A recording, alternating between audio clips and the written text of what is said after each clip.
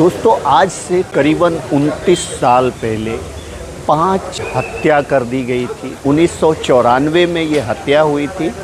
जिनकी हत्या हुई थी उनमें से एक 27 वर्षीय महिला थी, 5 वर्ष का लड़का था, 3.5 वर्ष की लड़की थी, एक सिर्फ 2 साल का लड़का था और एक 1 साल का लड़का था। आप सोचिए कि ये जो 5 हत्या की गई, इसमें 4 बच्चे, 4 मासूम थे।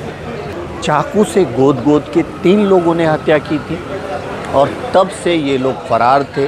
अलग अलग जगहों पे अलग अलग नाम रख करके रह रहे थे।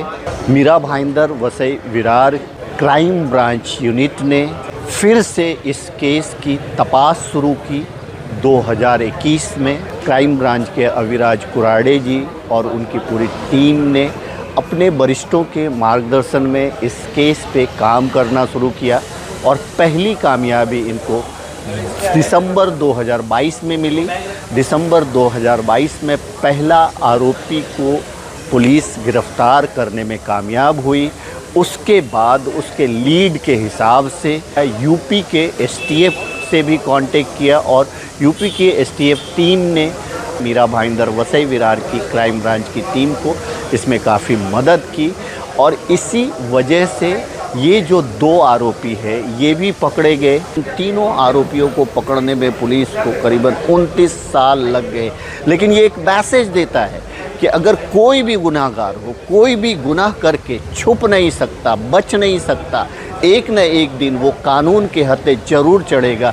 ये केस उस बात की मिसाल है कि आप सोचिए कि 29 साल से एक आदमी, उसका हुलिया चेंज, नाम चेंज, सब कुछ चेंज, फिर भी पुलिस ऑफिसर्स ने उसे ढूंढ निकाला। ये एक बहुत ही काबिले तारीफ इन्वेस्टिगेशन हम कह सकते हैं।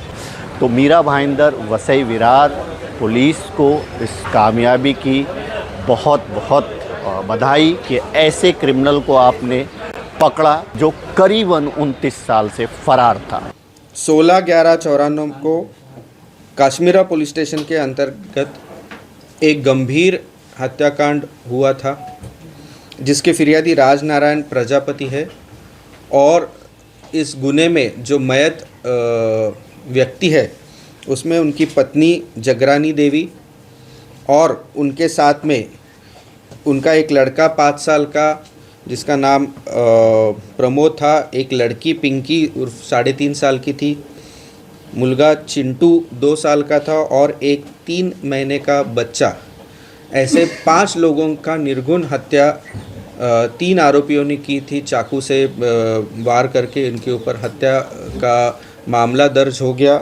CR नंबर 107 94 तहत 302 201 IPC के तहत गुना दर्ज हो गया। इसका इन्वेस्टिगेशन शुरू हो गया, लेकिन ये जो आरोपी थे ये तीनों आरोपी भाग गए। आरोपी मतलब गुनाह करने के बाद में, और इन्होंने अलग अलग नाम धारण करके पूरे साल ये अलग अलग जगह पे रहते थे। इसी बीच हमारे पुलिस ने काफ़ी सारे प्रयास किए लेकिन इनको हम लोग पकड़ नहीं पाए। 2021 में हमारे क्राइम ब्रांच के PI अविराज कुराड़े और उनकी टीम ने वापस दोबारा इन आरोपियों की पूछताछ के छानबीन शुरू की। आरोपियों का डिटेल्स निकालना शुरू किया। उसमें उत्तर प्रदेश के जो STF है उन्होंने हमें काफ़ी सपोर्ट किया इनकी मालूमात निकालने में। और सन 2022 में हमने जो कालू, एक आरोपी जो कालिया उर्फ राजकुमार चौहान जो कतार गया था नौकरी के कारण, उसको हमने लुकआउट नोटिस हमने उसका इशू किया था। एयरपोर्ट में उसके हमने ताबे में लेके उसको अरेस्ट किया था उसमें, जिसमें एक प्रेस कॉन्फ्रेंस भी काश्मीरा पुलिस स्टेशन में हमने ली थी। साथ ही हम लोग जो मेन 2 अक्यूज़ थे, अनिल सरोज और सुनील सरोज, इनका हम लोग इनके पीछे हम लोग लगे हुए थे और इसी दौरान हमें इन्फॉर्मेशन मिल रही थी। हमारे इन्फॉर्मर्स भी हमें थे और हमारे पूरी टीम हमेशा उत्तर प्रदेश जाती थी। तो इस दौरान हमें पता चला कि ये जो अनिल सरोज है ये वहाँ पे विजय नाम का एक, मतलब उसने अलग नाम लेके उसने पूरा अलग रेशन कार्ड, अलग आधार कार्ड बना के वो वहाँ पे रह रहा है, ऐसा पता चला। दूसरा जो आरोपी था सुनील सरोज, उसने संजय नाम का नाम धारण करके वहाँ पे रह रहा है, ऐसी हमें इन्फॉर्मेशन मिली। और फिर हमारी पूरी team API Surve, head constable Thapa और हमारी पूरी यूनिट 1 की टीम वहाँ पे उत्तर प्रदेश में रही। वहाँ पे जो ज़िला है जौनपुर और वाराणसी, ये पूरे ज़िले में वहाँ पे हम लोग मालूमात निकाल रहे थे। पता चला कि ये दोनों भी जो आरोपी है, इन्होंने एक मांत्रिक के पास से जो भूत बाधा कैसे निकालना और ये सब चीज़ें इन्होंने सीख के वहाँ पे वो लोगों को ठगते थे और वहाँ पे लोगों को इस तरीके से इलाज करने के बहाने वो अलग अलग गाँव में जाते थे, ऐसा हमें पता चला। तो हमारी पूरी टीम और STF की टीम वहाँ पे चली गई और वाराणसी में एक सारंगनाथ मंदिर है, वहाँ पे करीबन 2-3 दिन हमारी टीम रही। उसमें से एक टीम के मेंबर ने एक पेशेंट हूँ मैं जिसको भूत बाधा हुए ऐसे दिखा के उसके वहाँ पे इलाज करने के लिए हम लोग आए, ऐसे मिलने के झूठा बहाना दिखा के उनके फ़ोटोग्राफ्स लिए गए। कंफर्म किया कि ये आरोपी अपने जो ऑफेंस है 1994 का, उसी के आरोपी है। जब कंफर्म हुआ उसके बाद में 2 दिन के बाद में हमने उनको वहाँ से गिरफ़्तार किया और अभी उनको हमने मीरा भाईंदर यहाँ पे हम लोग लेके आए हैं। सर, ये तांत्रिक बाबागिरी कब से कर रहे हैं? ये कुछ सालों से कर रहा है, ऐसे हमें पता चला है।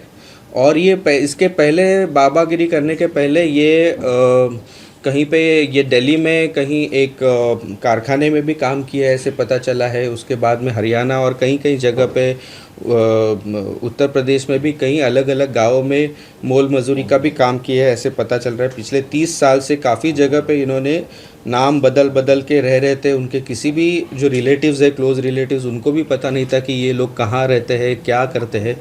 लेकिन हमारे यूनिट 1 की पूरी टीम ने इसमें काफ़ी मेहनत करके और उसमें हमें यूपी के STF का बहुत ही अच्छा सहयोग मिला और इसी वजह से हम लोगों ने ये जो गंभीर हत्याकांड के जो तीनों आरोपी है उन लोगों को अरेस्ट करने में हमने यश।